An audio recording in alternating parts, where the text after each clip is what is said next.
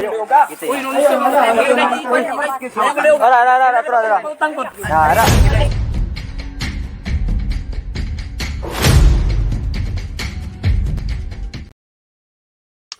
Maayong adlaw kaninyong tanan na sab kini ang inyong programa sa TV Apulia.Argumento. A short program nato nanantay gamay nga tagaan ug reaksyon bahin sa nahitabo nga tawag ining kung sa kuan pa is enkwentro between Katoliko ug dili Katoliko nya nindot kaayo ang tawag ining kuan ang hitabo. Nindot nga panghitabo kay nag-abot ang duha ka kampo nya at the same time siguro wala ka pugong siguro si amot wala ko kabalog pastor ba to, pero sigurado lang ko nga dili to Katoliko nya ang nahitabo is iyon giliaban sa kuan, giliaban sa dili Katoliko ang defensor Katoliko ngano man tungod lagi kay sumala pa nila na daw kunoy tawag ining gisulti sa balaod nga katong Article 133 kanang giingon sa tawag ining revised penal code nga offending religious feelings. Nya tungod ni ana gibawalan daw kuno nila ang tawag ining mga Katoliko nga magsangyo sa pagtuog gawas nga dili tawag ana naa sa sulod sa ilahang gitawag og simbahan. Ambot pasabot naa sa public place kumbaga. So mao na nga to ang tagaan og reaksyon na karon nga panahon. So sa dili pa tawag ining magsugod gusto nako nga kuan, gusto nako nga makita ninyo ang tawag ining part lang sa video kay taas magud ni 17 minutes tong original video eh. So tuguti ko ninyo nga ipakita nato ang maong video.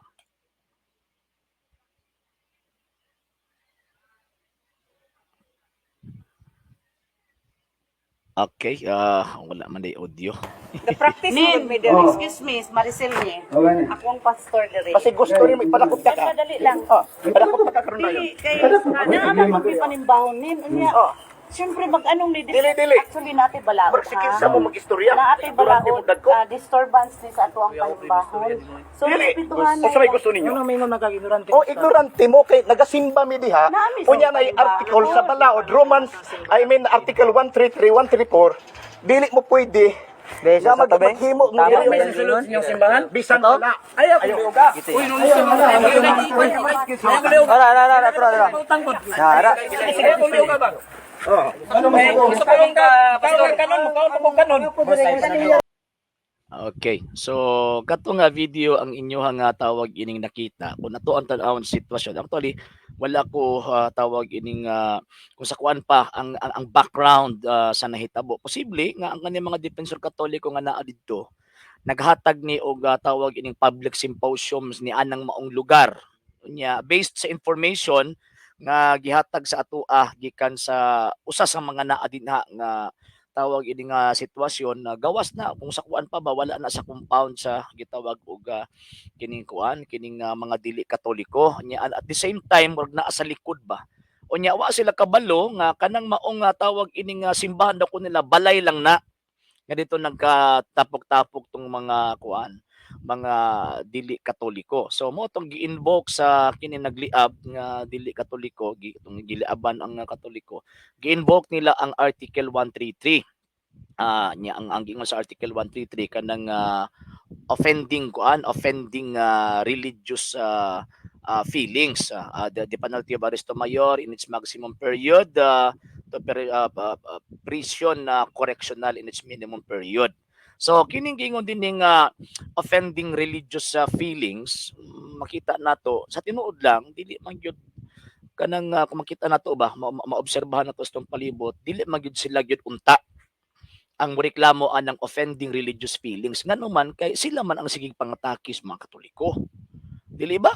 So wag gyud nahitabo nga naay mga Katoliko nga tawag ining mo file sa ilaha kay nakuan ta tawag ining na gitawag og kining na-offend ta religiously sa atuang pagbati.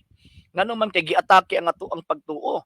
So ang ilang pag-atake sa pagtuo kung kitay atakihon okay lang walay gitawag og offending religious feelings. Pero kita ang tawag ini mo barog sa gitawag og pagtuo ay i-quote dayon ang balaod offending religious feelings, Article 133 sa Revised Penal Code.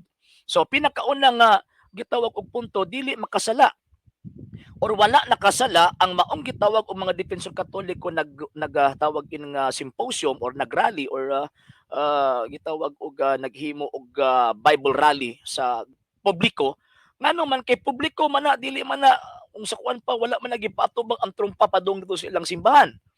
Nya and at the same time kung i-quote nila ang tawag ining article 133 sa revised penal code mas dabaw mas dako mas kusog kanang gitawag og religious freedom nato kanang pag-express nato sa ato ang gitawag og religious freedom article 3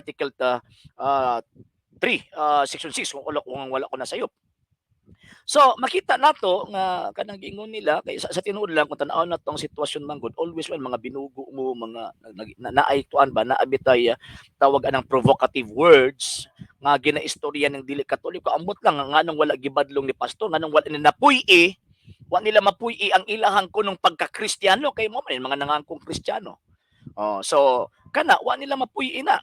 Ikaduha nga gitawag og punto walay mahitabo nga violation dito nga naman tungod kay naa sa public area ang public rally or tawag ining Bible rally nagikandak sa gitawag og mga Katoliko unya nananghid pag sa tungod mismo sa tagbalay nigamit lang siya og trompa karon kung moingon sila nga offending religious feelings to subuti pasabot sige sila paminaw dihay sa tawag anang gisulti kung magpamatuod mauning gitukod nga simbahan gitukod kasi pagkaman offending religious feelings na.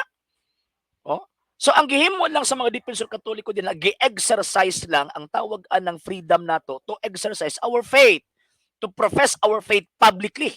Unya di na pwede matamakan sa gitawag og balaod. Okay lang unta og atakihon ng tawag kung sakuan pa ba kanang gisulod sila naa sa sulod pagkahuman gisamok-samok sila ingon ana ang nahitabo. So walay nahitabo nga pagsulod, walay nahitabo nga trespassing kumbaga. Walay nahitabo nga trespassing aron i-off tawag anang i-invoke nila ang tawag ining kanang religious sana kanang offending religious feelings. So walay nahitabo.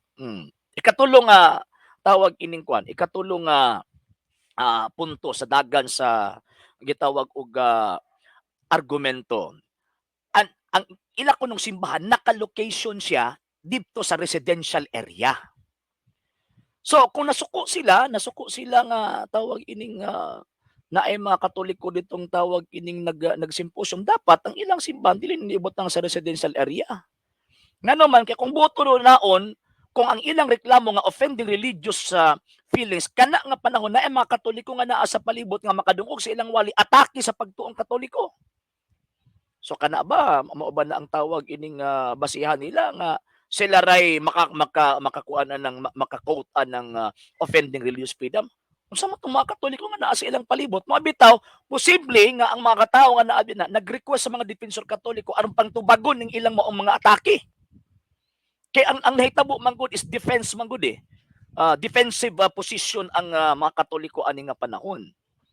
So mo na nga nagkatawa ko ngano man kay mo ra ba ni kusog kay mga Katoliko mga dawtan kining Katoliko tanawang baba atong di Katoliko amo katong si pastora atong babae mahinahon kaayo pero ang problema din na nganong wa siya kabadlong anong wa niya gibadlong tong iyahang tawag ining membro makadaot to sa ilang simbahan ingon ana di ay so ipokrito lang di ay ta nga magbasa-basa tag Biblia at takihon ang mga Katoliko kay daghang daotan pagkauman sila mismo sila yung una nag-provoke nga mahitabo nga na ay mahimong away.